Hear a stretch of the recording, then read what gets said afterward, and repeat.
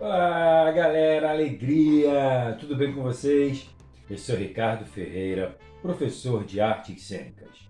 Sou homem, tenho a pele clara, cabelos castanhos curtos, olhos castanhos, nariz médio e boca grande. Estou vestindo uma camisa colorida com algumas personagens vilãs de histórias clássicas da Disney. E atrás de mim há uma estante com livros, bonecos e máscaras. Na nossa aula de hoje, iremos falar sobre brinquedos ópticos e como eles deram início ao cinema. Vem comigo! Bom, galera, na aula de hoje, falando de brinquedos ópticos, nós vamos falar sobre filmes de animação. Há pessoas que pensam que filmes de animação são feitos exclusivamente para crianças, mas se enganam. Filmes de animação são feitos para a família toda. Inclusive, existem adultos que gostam muito de filmes de animação. Eu, por exemplo. E a paixão pela animação, ela não é de agora. Ela já vem de um tempo. Ela existe desde a nossa pré-história. Como assim, professor? Eu vou explicar. Mas primeiro vamos entender o que é animação. A palavra animação vem do latim anima, que significa alma. É o ato de dar vida àquilo que é inanimado. Não é, portanto, um gênero, e sim uma técnica que dá movimento a imagens estáticas. E se engana quem acha que ela foi criada com os primeiros respiros do cinema. Há evidências de que gravuras e pinturas rupestres do período paleolítico já eram feitas para passarem a ideia de movimento, principalmente quando os animais desenhados tinham mais pernas que o comum, ou eram repetidas em sucessivas posições. O que é pintura rupestre, professor? Vamos à explicação. Arte rupestre é a denominação das criações artísticas realizadas no período pré-histórico, principalmente entre o Paleolítico e o Neolítico. Era caracterizada por pinturas e gravuras feitas em paredes e rochas de cavernas, bem como ao ar livre, e retratavam os costumes e práticas humanas daquela época. É possível encontrar registros de arte rupestre espalhados por todo o planeta. Entretanto, é difícil precisar a data exata da maioria das pinturas e gravuras rupestres já localizadas, pois a técnica utilizada para essa identificação, a datação em carbono, pode não ser tão precisa em decorrência de possíveis contaminações, mas especialistas acreditam que elas começaram depois da criação de objetos artísticos, como artefatos em ossos ou em pedra esculpida. Os egípcios, com pinturas em paredes e objetos, também já contavam histórias há mais de 5.000 anos, ao usar sequências de imagens, assim como os gregos, séculos depois, com a pintura de estátuas do movimento nos objetos de cerâmica. Como não empregavam equipamentos para mostrar o movimento, esses exemplos não são propriamente animações, no sentido atual da palavra, mas indícios antigos do que hoje se tornaria uma das principais fontes de renda para o cinema. Assim como qualquer invenção, a animação também tem uma origem nebulosa.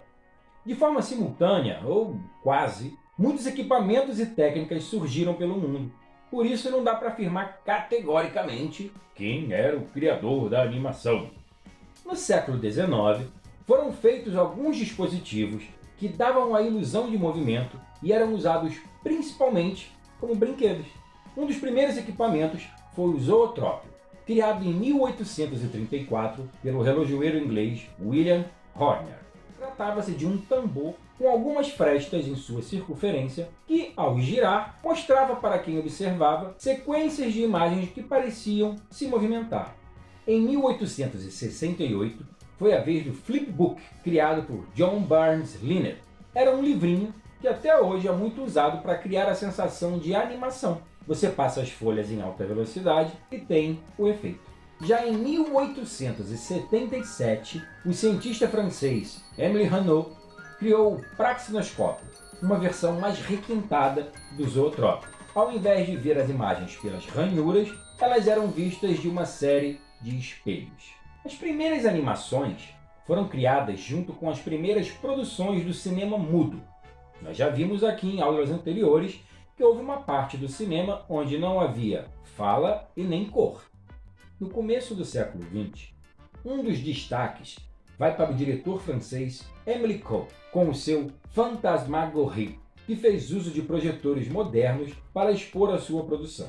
A primeira animação feita com finalidade comercial foi Gertie, o dinossauro.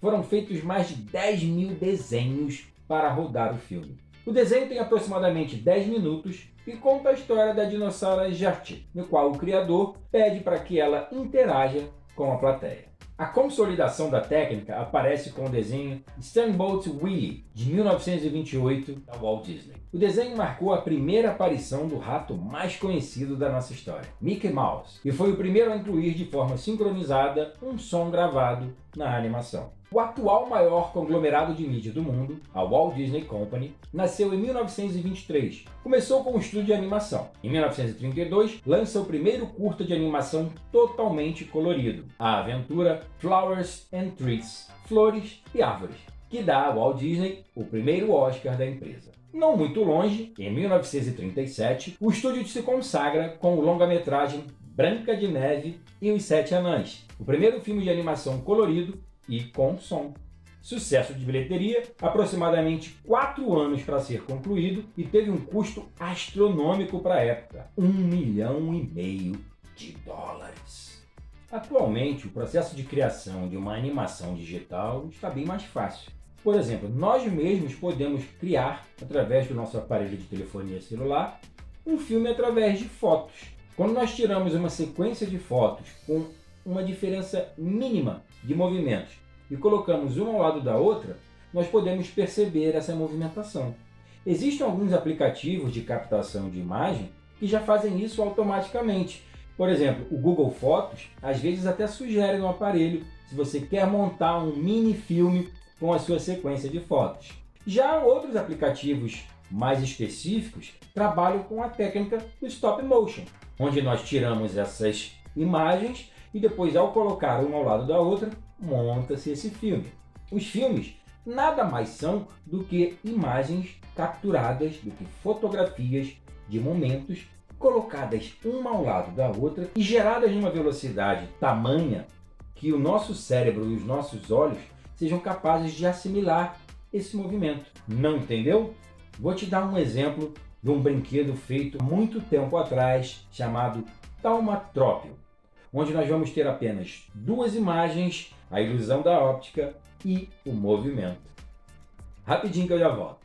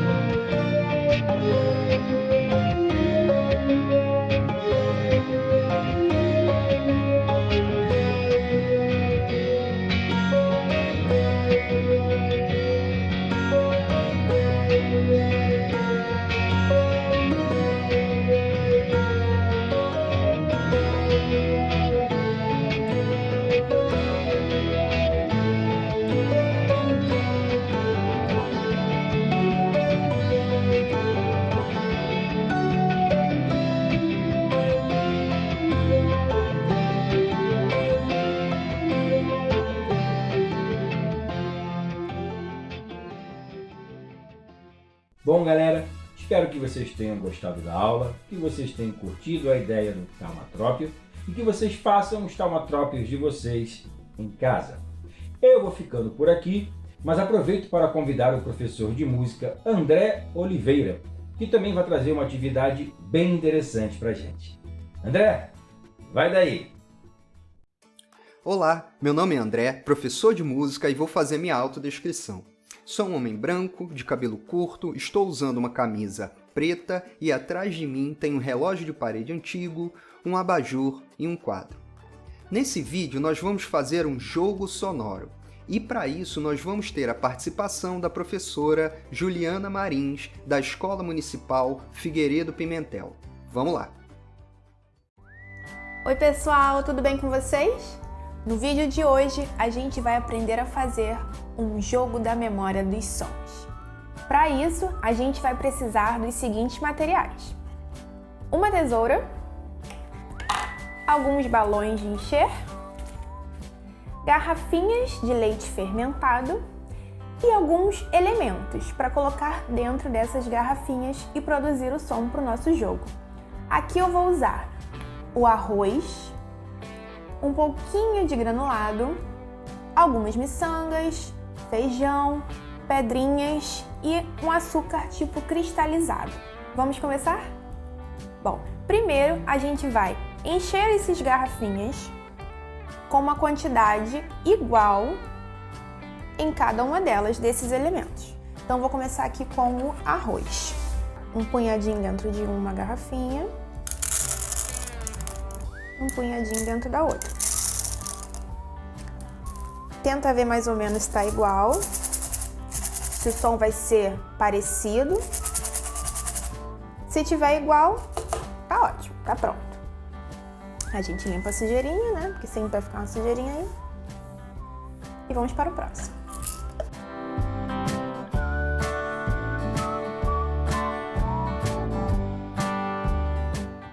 Quando você tiver miçanga, né, que é um elemento um pouquinho maior, é legal você contar para colocar a quantidade exata em cada um dos potes. É difícil você fazer isso com açúcar, com arroz, mas com as miçangas maiores é mais fácil de fazer.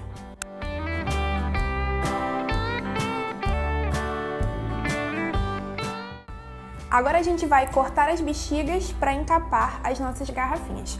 Para isso a gente vai fazer um corte bem aqui, ó, e deixar só essa parte de baixo de todas elas.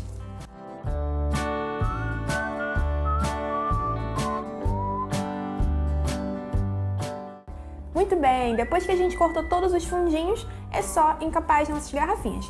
Eu escolhi fazer amarelo embaixo e branquinho em cima, mas você pode escolher a cor que você quiser.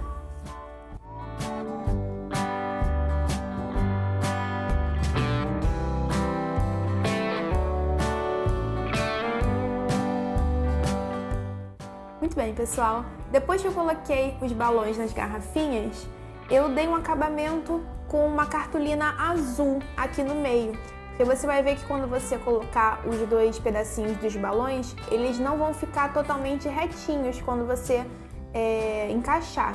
Então eu achei legal colocar essa fitinha de cartolina azul, porque era o que eu tinha aqui em casa. Você pode colocar uma fita colorida, uma fita de cetim, ou alguma outra coisa que você achar que vai ficar legal e muito bonito no seu jogo. Bom, vamos testar os sons agora.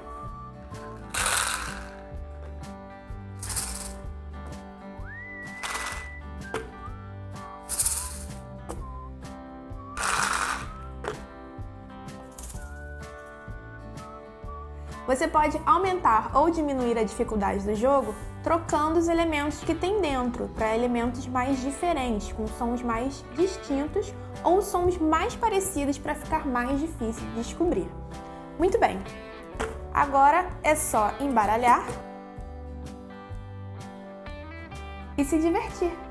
Um beijo e até a próxima. Na videoaula de artes cênicas de hoje, nós vimos um pouco sobre a história da animação, o surgimento dos brinquedos ópticos e aprendemos a fazer um taumatrópio. Na videoaula de música, nós aprendemos um jogo sonoro. Espero que vocês tenham curtido a nossa aula de hoje. Até uma próxima!